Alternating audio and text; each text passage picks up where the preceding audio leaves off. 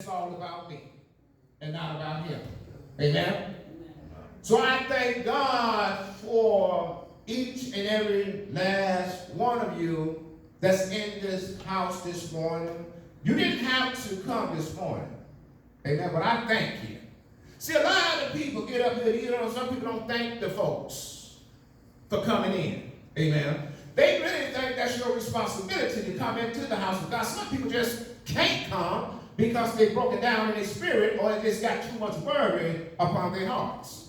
Amen? But I thank God for you and myself pressing our way to get in the house of God Almighty. Amen? I don't put nobody on no pastor. He's a great speaker. She's a great speaker, because sometimes you might get disappointed. Like my wife said, that's in the behold of the eye. Yes. Okay? So if you say that I'm a great speaker, you may say, oh, it wasn't all that, because I ain't hear no Holy Ghost in it. Because you said Jerry is a great speaker.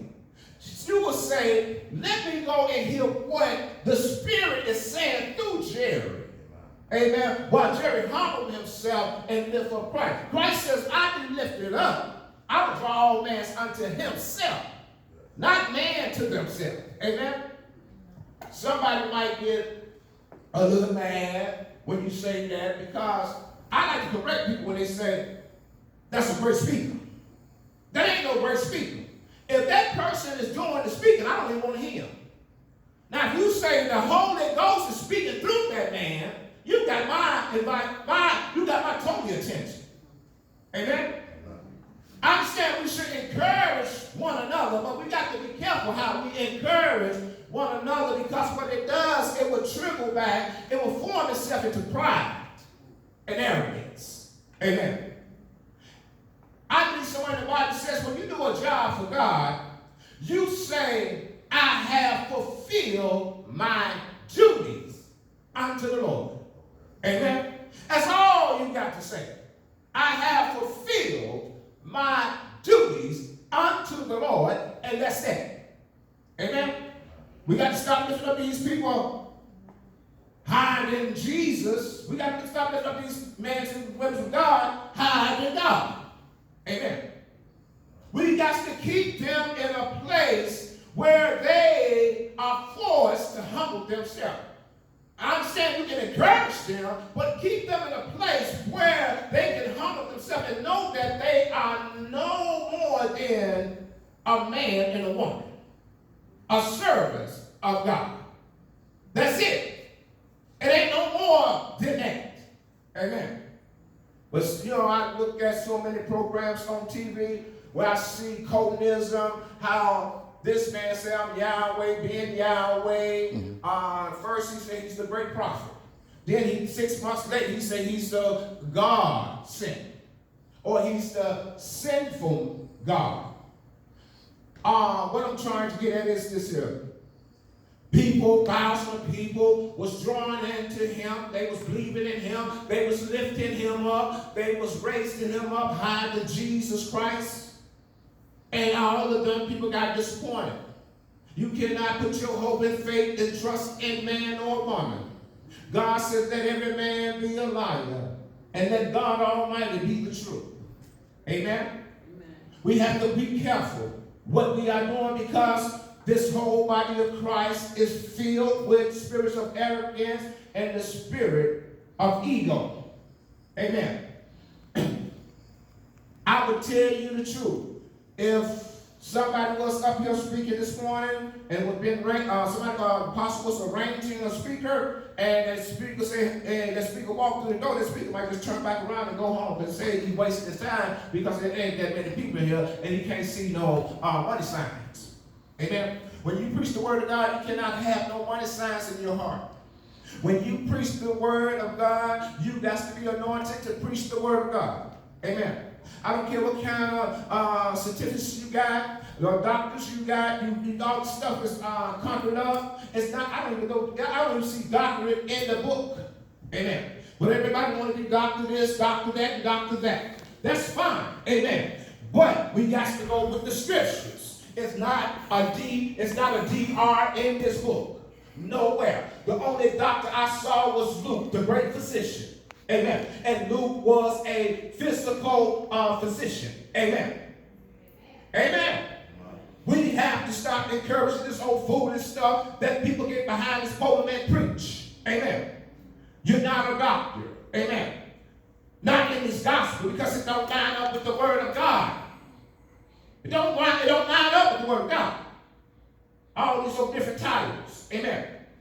If you know who you are, stand who you are. You don't have to get up. You don't have to get up on this podium and say it about 50,000 times who you are. Because if you're doing that, that shows me somewhere you are not confident in who you are. Amen. God says, those who are called by my name. Amen. Those who are called by my name. Amen. They know who they are. Amen. I don't have to come up here and tell you that I'm a prophet. I don't have to speak prophet this, prophet that, Jerry, prophet that, prophet that, prophet that. I don't do that. Amen. I'm here to preach the word of God. If God want to move in the spirit of a prophet, let him do so.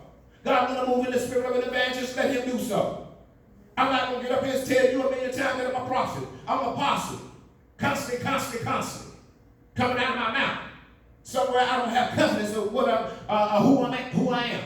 I am who I am, who God made, who God took off out of Chicago, on the west side of Chicago. I was not nothing then, and I'm still not nothing now. Amen. I only serve the Lord as the Lord gives unto me. I understand that you should know who you are. Don't get me wrong. You should represent that title. But do not let that title constantly go to your head. Amen. You only a human, just like I'm only a human, just like you. Me and you are the same. Amen. You know what I'm talking about. When people get up here and start saying this and that, I'm Minister Jerry, I'm Minister this, I'm Minister that, I'm Apostle this, I'm Apostle that, I'm Evangelist. They're going more than who they are than telling the word of God. That's all we should be able to preach the word of God. The great prophets of old did not go and say, Ezekiel did not go into some of the lands he went into and say, I'm Ezekiel. They already know that he was Ezekiel. Because when Ezekiel come in the land, it was trouble. And they knew that. Amen? Everybody ain't going to preach like me. Everybody ain't going to say what God gives me to say. Amen. If you got your books, go with me to the book of John. We're going to look at the book of John 14. Amen. When you got it, just say I got it. Amen. We're going to talk about, if I had a topic on this, do not let your heart be troubled this morning. That's going to be my topic this morning. Amen. A lot of people, hearts have become troubled by many things. Amen? Amen. But let me give you the scripture. Amen. When everybody got to say amen, because I don't want to lose anyone. John 14. John 14. John is the book after Luke. Once you hit Luke, John will be your next place. You got it? The whole church got it. See, when I say the whole church, I even look at the church being full. Spiritually. Amen? Because God will send and fill the church up who we want to fill it up with. Amen? So I thank him this morning. Do not let your hearts be troubled. Trust in God. Trust also in me. Let's stop right there. He says, do not let your hearts be troubled. Amen. A lot of people walk around with troubled hearts. Amen. Trouble don't last all the time. It's only lasts for a short time. Amen. See, what God is saying, do not let your hearts be troubled. Amen. Don't allow stuff to creep in your heart to trouble your heart. Amen. Don't allow anything to weigh your heart down. Amen. Nothing to weigh your heart down. Amen. Don't even allow your heart to be troubled by your financial situations, by your place of residence, what you don't have in it. You ain't got a good car. You ain't got a car yet. Amen. You ain't got Social Security yet. You ain't got this or that yet. Do not allow your hearts to become troubled by those things. Amen. Jesus says, trust. Trouble means do not allow your heart to become stern or agitated. Amen. If your heart becomes troubled, do you know not this problem begins to happen in your life? See, when your heart is troubled, you can't pray. Your heart has to line up with God's heart. Amen. God cannot deal in a troubled heart. Because a troubled heart is where it's unstable with emotions and feelings. Amen. See, the heart is, the heart is what God looks at. Amen. If you ever noticed that in the Bible, he always talks about the heart. Amen. So we have to be protectors of what will to go in our hearts. We have to filter things out. We have to put a spiritual filter within our spiritual hearts. See, nothing should go into your spiritual heart. I'm not talking about your natural. I'm talking about your spiritual heart. That's what he's talking about. Let not that be trouble. Amen. Because if that's trouble, your inner man is trouble. Amen. Now, with a troubled heart, a natural heart, the blood is so important because the blood flows through the heart and pushes blood everywhere else. Amen. So when the natural heart becomes sick, amen, everything else becomes sick. Because the heart, the one that makes the heart is the foundation of every somewhat of organs that's within your body that pumps blood into it. Amen. That's why he says, not let your heart be troubled by these things. Amen. He says, David was a man after his own heart. Amen. They even have a song about the heart, about the rivers flowing through the heart. See, he talks about the heart so much because the heart is a contact point to the kingdom. You cannot get in the kingdom with a wicked heart. He says the heart is conceivably wicked. No one knows it but the Lord. Amen. He constantly talking about the heart. See, here, Jesus is telling us, do not let your heart be troubled by nothing. Amen. Because when your heart becomes troubled, you not know that you become very sickly, or if you allow everything to go through your heart. We have to guard our hearts because that is what God looks at. Amen. He says, out of the overflow of the heart, the mouth speaks. Amen. And through the word, he's talking about the heart. But this morning I just tell you, whatever you got in your heart, you got to give it unto God. Amen. God only answers a pure heart.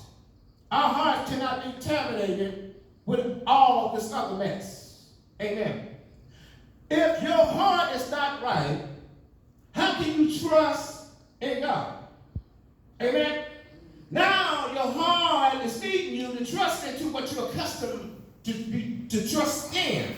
Amen. What is custom to you, that is what you're used to. Amen. So you become believers in what you are not your abilities are not qualified to do. Amen. So now you have to have a heart where your heart is lining up with the things of God. Amen. And then you are able to trust a little bit more in God. Even faith cannot work through an agitated heart or a troubled heart. Even belief and trust cannot work through a heart that is confused. Amen. That is worrying. You got too much worry in your heart. These things of God cannot work through it. Amen. That's why he says in the word is, do not let your heart be troubled. Trust in God. Also, trust in me. Amen. I ain't saying trust in me, but he's saying, Jesus, let's trust in him, because now we went from heart to trust. Amen. A lot of us is not trusting enough. Amen. You know a lot of us ain't trusting a lot. Amen. Because if it was not so, he would have never gave me this word to bring unto his people this morning. Amen. It works with me first, because it's a problem of trust in the body of Christ. It's a big problem in trusting in God. You cannot trust in God if your heart is troubled. You cannot trust in God if your heart is stern and agitated. Amen. That's why Jesus says, trust in me also, as I trust in my Father. Amen. You ought to be able to trust in me, because I am in you. Amen. What's going on today with the body of Christ? A lack of Holy Ghost. The Holy Ghost generates all of these things we need.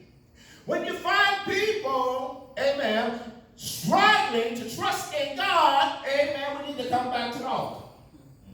We need to tarry a little bit more for the Holy Ghost. Amen. Because the Holy Ghost, as I say, regenerates faith, trust, and belief and hope in who? Jesus Christ. Amen. It's only one God. Amen. Operates through the body of Jesus Christ. Amen. Jesus is just a body. Amen. But the Father works within him. Amen. So that's why, if he's giving us a different example, Jesus as a man, he says, well, you have to trust in. Jesus said, you trust like I trust in my Father, and how my Father trusts back in me. You also need to trust in Jesus Christ. Amen. We can sing, we can dance, and time something come about, we don't have no trust.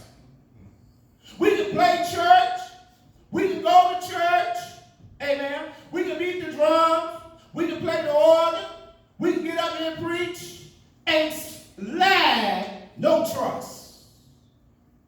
So it's got to be something wrong with the inner man. Amen. Some people say you got to have experience. The experience is fine and dandy.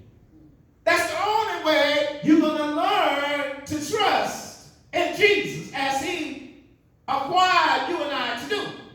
He put things before us, amen, things that we cannot get out of ourselves. Amen.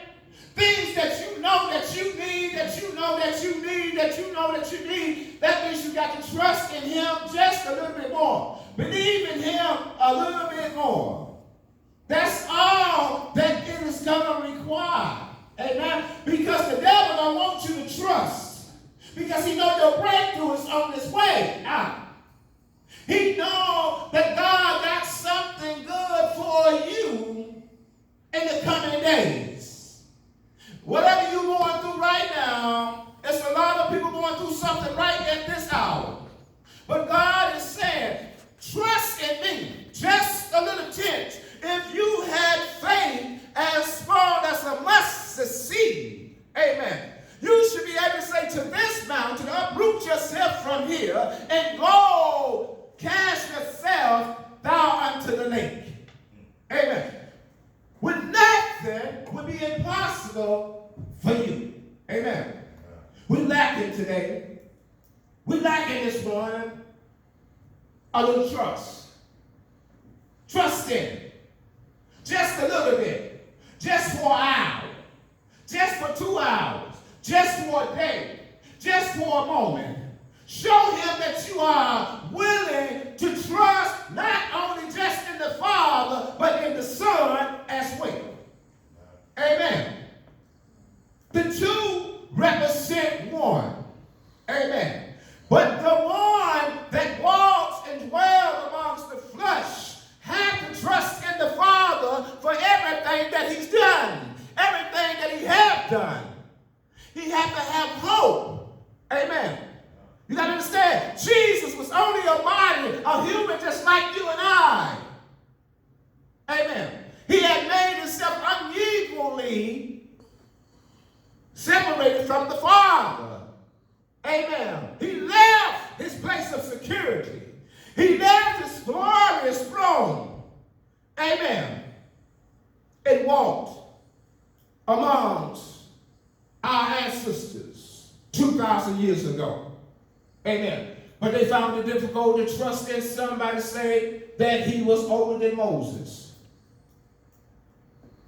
Or was it Moses? I think it was Moses. They had a thing with that. How can you say that you are older? You was here before Moses, and you are yet only 33 years old. They had a thing with that. The Pharisees, the Sadducees, the Herodians, they had a thing with trust and believing that this young man was the Son of God. Amen. Like a lot of us, we have and need to break these Sadducee spirits where we cannot trust in God for an hour.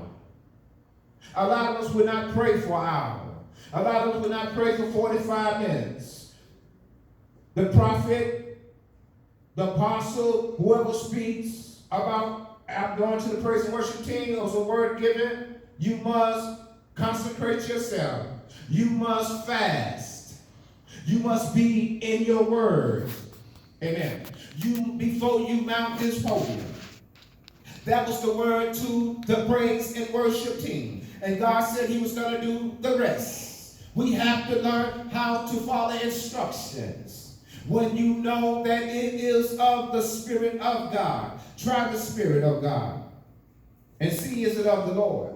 Amen. That is for the praise and worship team. Once again, God is bringing good help unto the praise and worship team. But you need to follow the instructions. And then you follow the instruction. The praise that man of God is praying for the church is anointed man. I know this. And then it'll be one spirit. It'll be one song. It'll be one sound. And it'll be sweet aroma unto God. But you got to learn to trust. Hey, you got to learn to trust not in your own ability, but trust in the Son of Man. Trust not in man, but I say the Son of Man. And the Son of Man is Jesus Christ. He says, let your heart not be troubled. Amen. He says, why he says that? If you got your book, go to Isaiah with me. Go to Isaiah. Because I'm going to have to go real quickly, all right? He's telling us all these things when God says he don't want you, we should not fear. We should not fear anything.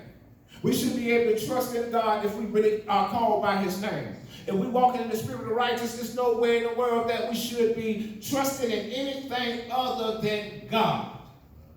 Amen? Because it's going to be a day when God really is going to separate the sheep from the goats. Amen. Amen. Everybody that's coming up here are super cool speakers. All these people can break down the word. The devil can do that too. He can do that too. He can use people to do that too. Amen. But you got to have a discernment who's speaking of the Lord and who ain't speaking of the Lord. Amen. So he's saying to you, I have not gave you the spirit of fear, but power, love, and a sound mind. A lot of us ain't got a sound mind today. A lot of us ain't got a sound mind this morning because we got too much things on our minds. We got things on our minds we should not even have on our minds. We walked in the door with things on our minds. We walked in the door with things that we cannot even handle ourselves. We've been stuck with this thing for a minute. We've been stuck with this thing for a month or two. But God said, just trust in me. Trust in me a little bit. And I'll work what you need, what you're trying to work out, I'll work it out instantly for you. Amen? Amen. I'll take a little trust, a little belief, and a little hope, and a little faith. Amen? It's me too. I don't exempt myself from the word of God. I'm only human, just like you are human. I have to follow the ingredients too. I have to follow the instructions as well. Amen? You got Isaiah 43. Let's look at 1 and 2. But now, this is what the Lord says. O Israel, fear not, for I have redeemed you. I have summoned you by name. God knows your name. Amen. You are mine. He would say, you are mine. If you are God, why you fear? If we are God, why we don't trust in him? If we are God, he said, you are mine. So what I will do, I will supply all of your needs according to my richness if you believe that I am your God. If you believe that I am your Lord and Savior, I will fulfill all of your needs according to thy riches in Christ Jesus. Amen? You are mine, he said. You don't come to church playing church. You are some real folks. You are some forgiving folks. You are some loving folks. You are some giving folks. I know that you're real. I know that you're real. Some days you may not be able to get here because of different circumstances, but you're here today. I called you today. I have summoned you by name, and I declare that you are mine today. So you don't have to worry about the things you don't got, because God is going to fulfill those things that thou need. Trust in him just a little bit longer. Amen. And you will see how shouldn't get an old shot. You will see your outcome. He may not come when you want him to come, but he's a God that will show up on time. Amen. We say that he's our lily in our valley. Believe that he's your lily in your valley. You say that he's our high tower in our raging storm. Believe in your storms, in your midst, hey, that he will see you through. Amen. Verse 2 says, when you pass through the waters, I will be with you. And when you pass through the rivers, they will not sweep over you. Amen. That's another reason you should not be doubting, allowing your heart to be agitated. This is the word God is telling us today. Amen. He says, when you walk through the fire, you will not be burned. The flames will not set you ablaze. So we know we're not going to walk through no earthly fire. He said any type of fire. Fire of worry, fire of disappointment, fire of what you ain't got. Any type of fire of trouble, God says you may walk through the blaze, but you will not be burned. Amen. So what he's telling me is this. He's able to deliver. Like he did with the 3 Hebrew boys, Shadrach, Meshach, and the Abednego. Amen. Thank him for who he is this morning. He says now, go back to John. I'm still reading. He says, in my Father's house there are many rooms. If it was not so, I would have told you. Amen. So God is making a promise. He's making an announcement. He says, in my Father's house there are many rooms. Amen. Some people say mansions, but you got to understand, you are the mansion. Don't get this twisted. You and I are the mansions. What living mansions? earthly mansions. People occupy those mansions. What occupies a spiritual mansion? Jesus Christ lives within us. Amen. But Father says, Jesus says, in my Father's house there are many rooms. It's rooms that need to be occupied. Amen. You ain't got a place, amen, or you should not worry about a place where you're going to go after death, because he says here, in my Father's house there are many rooms. Amen. Yes, it's life after death. Amen. Yes, it's two places you can go. Amen. One of those places you can go to hell, and one of those places you can occupy one of those rooms that's in the kingdom. Amen. But you got to be able to trust in God and also trust in His Son. Those are the requirements. Amen. Amen.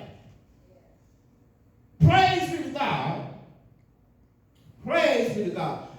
Hebrews, if you want to, you really ain't got to go down and read it. Hebrews 11:16 says, instead they were longing for a better country, a heavenly one.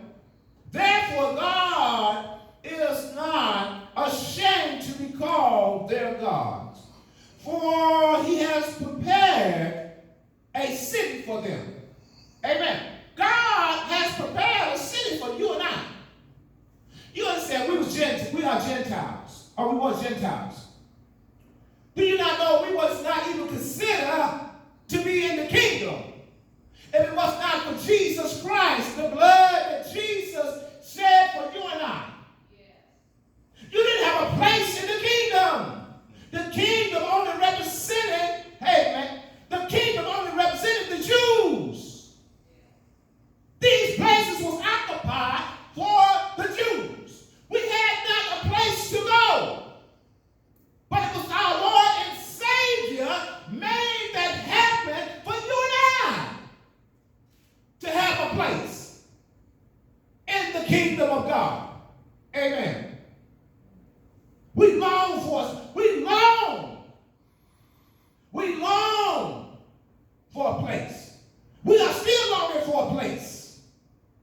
Longing for something means that you're constantly pressing, amen, towards the high mark. Amen. You have the praise is not for the fast, nor for the slow. It's for those who endure. Endurance with patience, with love, with forgiveness, and with compassion. Amen. This is what the kingdom of God represents. When they say we are kingdom people, we have to act like kingdom people. Kingdom people represent righteousness and love and forgiveness. That's not too much to ask of. Amen. He says here in verse 3, let me keep reading. He says, so I will go, I have told you so. I am going there to prepare a place for you. And if I go and prepare a place for you, I will come back and take you to be with me, that you also may be where I am. Amen. Now Jesus said, I got to go. I got to go. If I don't go to prepare this place for you, there's no hope for you.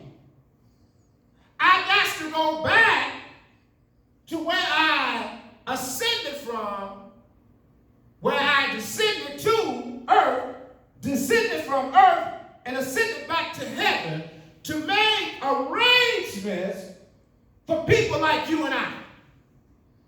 Amen? We should be thanking Jesus for his servitude and his gratitude. How he loved us so much where he went back to speak to the Father on our behalf. That we